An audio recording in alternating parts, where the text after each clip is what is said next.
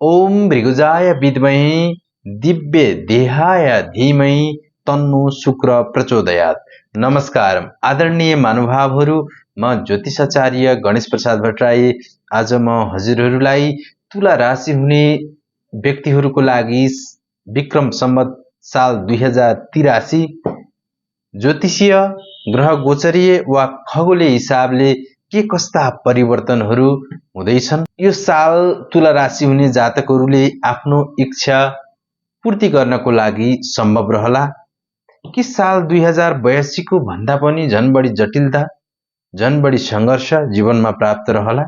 तुला राशि हुने जातकहरूको लागि कार्यको क्षेत्र, आर्थिक क्षेत्र, पारिवारिक क्षेत्र, सामाजिक, वैदेशिक, शैक्षिक हरेक क्षेत्रमा ग्रहहरूको प्रभाव कस्तो कस्तो रहन्छ, कुन कुन ग्रहहरूले साल 2083 मा राशिहरू परिवर्तन गर्दैछन्, आफ्नो स्वरूप परिवर्तन गर्दैछन् र ती परिवर्तित स्वरूपहरूले तुला राशि भएका व्यक्तिहरूमा कस्ता कस्ता प्रभावहरू पर्दैछन्। आदरणीय महानुभावहरू, आज हामी भिडियोमा प्रत्येक महिनामा ग्रहहरूको परिवर्तित स्वरूपले पार्ने प्रभाव, हरेक महिनामा प्राप्त अवसर, हरेक महिनामा प्राप्त चुनौतीहरूलाई साङ्गोपाङ्ग तरिकाबाट भिडियोमा बुझाउने प्रयासमा रहनेछौँ।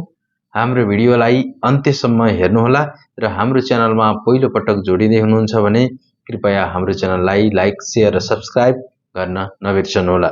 आदरणीय महानुभावहरू, साल 2083 मा तुला राशि हुने जातकहरूको लागि विशेष गरेर 4 ठुला ग्रहहरूको परिवर्तित आकारले, परिवर्तित अवस्थाले तुला राशि हुने व्यक्तिहरूको जीवनमा ठुला ठुला परिवर्तनहरू प्राप्त रहँदैछन्।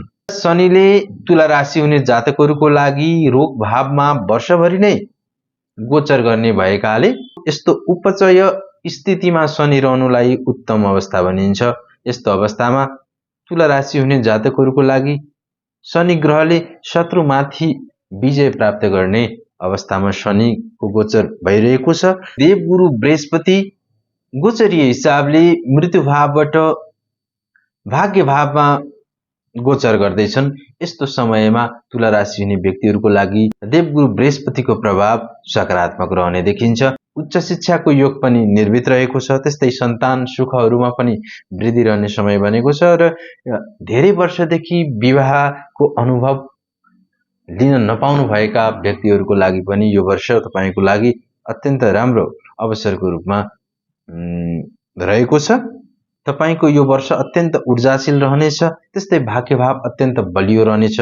आफूभन्दा उच्च पदस्थ व्यक्तिहरूको पूर्ण रूपले साथ समर्थन रहनेछ। त्यस्तै यो वर्ष तपाईको लागि धर्म र अध्यात्ममा अत्यन्त झुकाव रहनेछ। विदेशको यात्रा गर्ने सोच बनाउनु भएको व्यक्तिहरूको लागि यो समय अत्यन्त उत्कृष्ट रहेको छ। राहु र केतुले कुम्भ र सिंह राशिमा पञ्चम र एकादश भावमा गोचर गर्दैछन्। यस्तो अवस्थामा तपाईहरूको सृजनशीलतामा वृद्धि रहनेछ। शुक्रले पनि भाग्य भावमा गोचर गर्ने भएकाले तपाईको लागि यो वर्ष अत्यन्त प्रभावकारी रहनेछ। विशेष गरेर तपाईको प्रेम जीवन, तपाईको दाम्पत्य जीवन अत्यन्त सुखी, अत्यन्त बलियो रहनेछ। भौतिक सुख अथवा आर्थिक हिसाबले पनि तपाईको जीवन अत्यन्त भरिपूर्ण रहने वर्षको रूपमा यो वर्ष रहेको छ। ग्रहहरूको गोचरले प्रत्येक महिनामा कस्ता कस्ता सफलता, कस्ता कस्ता अवसरहरू प्राप्त रहन्छन् त्यसको बारेमा पनि विचार विमर्श गर्नेछौँ। आदरणीय महानुभावहरू, वैशाख महिनामा तपाईको लग्नेश गएर जाय भावमा गोचर गर्ने भएकाले विशेष गरेर यो समयमा तपाईको दाम्पत्य जीवन, प्रेम जीवन अत्यन्त रसिलो, अत्यन्त आनन्दित रहनेछ। आफ्नो लाइफ पार्टनरको भनौँ या तपाईको प्रेम जोडीहरूको एक आपसमा विचारहरूको समन्वय रहनेछ। स्पष्ट संवाद गर्ने अवस्था बन्दछ। कर्मेश लग्न भावमा गोचर गर्ने भएकाले तुला राशि हुने व्यक्तिहरूको लागि वैशाख महिनामा नयाँ नयाँ रोजगारको अवसर प्राप्त रहनेछ। त्यस्तै कार्यको क्षेत्रमा पदोन्नतिको अवसर प्राप्त रहनेछ। विशेष गरेर यो समयमा तपाईलाई पाचन सम्बन्धीको स्वास्थ्य समस्याहरू प्राप्त रहन सक्ने भएकाले विशेष खानपिनमा केयरफुल हुनुपर्ने समय बनेको छ। जेठ महिनामा कर्म भावमा मङ्गलको दृष्टिगोचर पर्ने भएकाले यो महिना तुला राशि हुने जातकहरूको लागि साहसिक कार्य गर्ने व्यक्तिहरूको लागि कार्यको क्षेत्रमा राम्रो सफलता प्राप्त रहनेछ। यो समयमा तपाईको मनमा हर्ष उल्लासले ठाउँ पाउनेछ। त्यस्तै व्यय भावमा शनिको प्रभावले गर्दाखेरि वैदेशिक कार्यमा ढिलासुस्ती रहन सक्ने अवस्था बनेको छ। अत्याधिक मेहनतले कार्यमा जोडिनु पर्ने रहन्छ। यो समयमा आफ्नो ससुराल पक्ष मामली पक्षसँग विशेष सम्बन्धमा सचेत रहन पर्ने समय बनेको छ। आषाढ महिनामा तपाईको आफ्नै बोलीको कारणले गर्दाखेरि तपाईको प्रेम जीवन अथवा वैवाहिक जीवनमा मनमुटाव र वाद विवादको अवस्था सृजित रहन सक्छ। यो समयमा तपाईले आफूलाई कन्ट्रोल गर्न सक्नु भएन भनेदेखि तपाईको सम्बन्ध विच्छेदको अवस्थामा पुग्न सक्छ। त्यसैले विशेष सचेत रहनु पर्ला। राज्य सञ्चालनको अङ्गसँग जोडिएर काम गर्ने जनहरूको लागि कार्यको क्षेत्रमा राम्रो सफलता प्राप्त रहनेछ। पारिवारिक सरसहयोग पूर्ण रूपले प्राप्त रहनेछ। त्यस्तै श्रावण महिनामा दशम भावमा सूर्यदेवले गोचर गर्ने भएकाले अचानक कार्य क्षेत्रहरू परिवर्तित रहन सक्ने अथवा नयाँ कुनै सोचले नयाँ भिजनले कार्य थालनी गर्नको लागि उत्तम समय उत्तम अनुकूल समय रहनेछ। एकादश भावमा शुक्रदेवले गोचर गर्ने भएकाले आर्थिक क्षेत्रमा वृद्धि रहने समय बनेको छ। आम्दानीका स्रोतहरूमा वृद्धि रहनेछ। विशेष गरेर यो समयमा आफ्नो निर्णायक क्षमतामा भने केही दुविधा बढ्ने समय बनेको छ। यात्राको योगहरू प्राप्त रहनेछ। त्यस्तै यो समयमा तपाईले घर गाडी साधनहरू केही खरिद बिक्री गर्ने सोच बनाउनु भएको छ भने तपाईको लागि यो समय अलि सचेत रहनुपर्ने समय बनेको छ। त्यस्तै भाद्रपद महिनामा तपाईको कुशलतापूर्वक कार्य सम्पादन हुने देखिन्छ। कार्यको क्षेत्रमा मान सम्मानमा वृद्धि यथावत रहनेछ।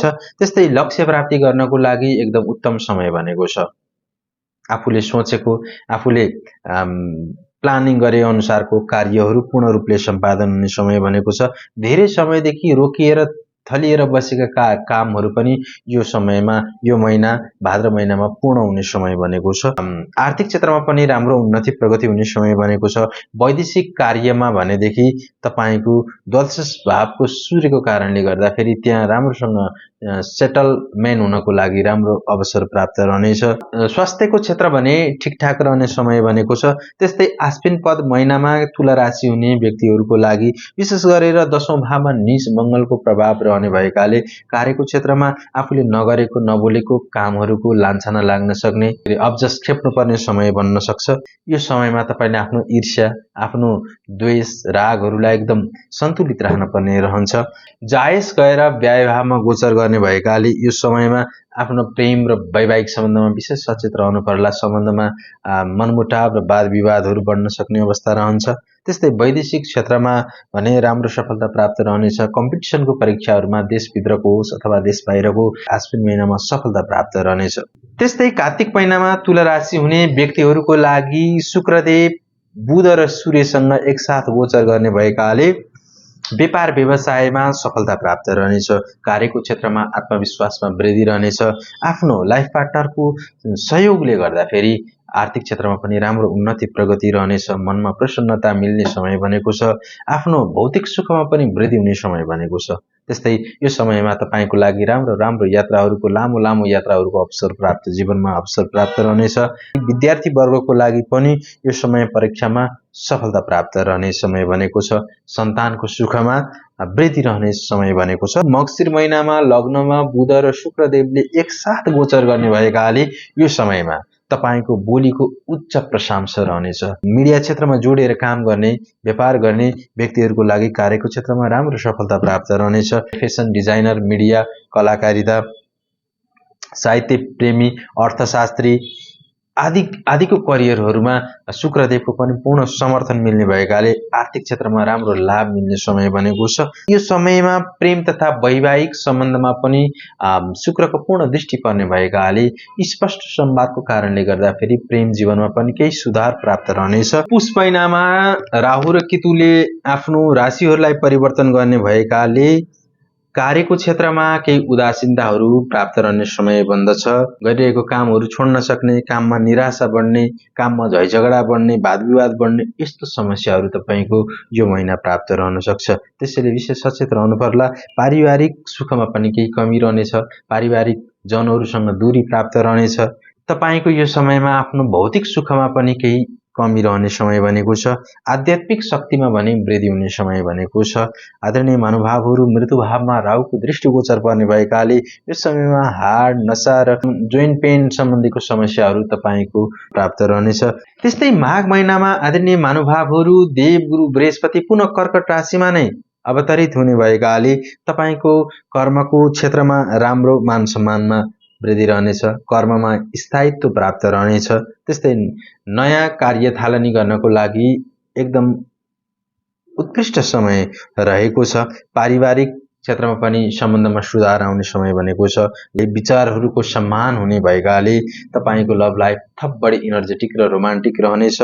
मनमा खुसी बढ्नेछ, मनमा उमङ्ग बढ्नेछ, आर्थिक लाभ हुने समय बनेको छ। विवाह नगरेका जनहरूको लागि पनि यो समय विवाहको राम्रो अवसर प्राप्त रहन सक्ने योग बनेको छ। तुला राशि हुने व्यक्तिहरूको लागि फागुन महिना पञ्चम भावमा सूर्यले गोचर गर्ने भएकाले वाणी, बुद्धि र व्यापारको सन्तुलनले तपाईँको कार्यको क्षेत्रमा राम्रो सफलता प्राप्त रहने समय बनेको छ। सन्तान सुखमा वृद्धि रहनेछ। सन्तानको शैक्षिकता कार्यको क्षेत्रमा सफलता प्राप्त रहनेछ। त्यस्तै यो समयमा विशेष गरी तपाईँले आफ्नो निर्णयमा भने हतार नगर्नु नै राम्रो रहला। गलत अफरहरूबाट यो समयमा तपाईँ विशेष सावधानी रहनुपर्ने समय बनेको छ। त्यस्तै तपाईँको लागि शेयर मार्केटको क्षेत्रबाट भने यो समयमा राम्रो आर्थिक उन्नति प्रगति हुने समय बनेको छ। त्यस्तै चैत महिनामा षष्ठ भावमा सूर्यको गोचर रहनेछ, जसले विद्यार्थी वर्गको लागि परीक्षामा सफलता प्राप्त रहनेछ। वैदेशिक परीक्षामा पनि सफलता प्राप्त रहनेछ। वैदेशिक क्षेत्रमा काम गर्ने जनहरूको लागि पनि विदेशमा राम्रो सेटलमेन्टको अवस्थाहरू सृजित रहन सक्छन्। त्यस्तै कार्यको क्षेत्रमा सफलता प्राप्त रहने समय बनेको छ। तर दशम भावमा नीच मङ्गलको प्रभाव पर्ने भएकाले यो समयमा आफ्नो रिस, राग र क्रोधलाई विशेष संयमित राख्न पर्ने समय रहन्छ। आफू ईर्ष्याबाट, द्वेषबाट यो समयमा अलि सजग रहन पर्ने समय बनेको छ।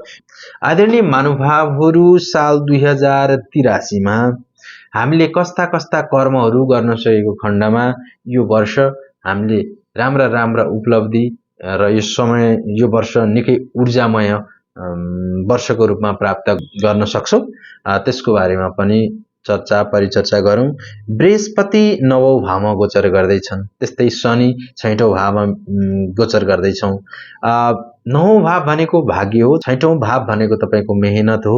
तपाईँको भाग्य र मेहनतको सन्तुलनले यो दुईटा चिजहरू जब तपाईँले मेहनत गर्नुहुन्छ तपाईँको भाग्य अटोमेटिक राम्रो रहनेछ, सफलता प्राप्त रहनेछ। त्यस्तै विशेष गरेर 6औं भावमा तपाईँको शनिले गोचर गर्ने भएकाले यो समयमा तपाईँले अत्याधिक मेहनत त गर्नुहुन्छ, तर शत्रु, रोग, ऋण पक्ष भने तपाईँ पक्ष बढी हावी हुन्छ। त्यसैले तपाईँको शनिबारको दिनमा प्रतिष्ठा भएको पिपलको बोटमा पानी चढाउने र ओम सम शनिश्चराय नमः मन्त्र जप्ने र कहिले पनि यो वर्ष यो सालमा झुटो नबोल्ने र अरूलाई दुःख दिने काम नगर्दा फेरि तपाईँको शनिबाट तपाईँलाई सकारात्मक ऊर्जा यो वर्ष प्राप्त रहनेछ। त्यस्तै 9औं भावमा देवगुरु बृहस्पतिले गोचर गर्ने भएकाले आदरणीय महानुभावहरू, यो समयमा तपाईँले आफ्नो गुरुजन, आफ्नो शिक्षक, आफूलाई शिक्षा दिने अथवा आफूलाई बाटो देखाउने जनहरूको एकदम मान सम्मान गर्न पर्ने समय रहन्छ। आज्ञा चक्रमा ध्यान गरेर देवगुरु बृहस्पतिको तान्त्रिक मन्त्र ओम ब्रेम बृहस्पति नमः भन्ने मन्त्रलाई जप गर्न सक्नु भएको खण्डमा पनि तपाईँको गुरुबाट सकारात्मक ऊर्जा प्राप्त गर्न सक्नुहुनेछ। गुरु र शुक्रलाई मजबुत बन्नको लागि सेतो कपडा, पहेँलो कपडाहरू धारण गर्ने, बिहीबार शुक्रबारको दिनमा शुद्ध भोजन गर्ने, त्यस्तै स्त्री जातिको सम्मान गर्ने, बिहीबारको दिनमा स्टेसनरी सामानहरू कुनै शैक्षिक क्षेत्रहरूमा लगेर डोनेट गर्नाले पनि तपाईँलाई बृहस्पतिबाट सकारात्मक ऊर्जा प्राप्त रहनेछ, जसको प्रभावले तपाईँको भाग्य, प्रेम र विदेश योग बलियो रहनेछ। जय जय होस्।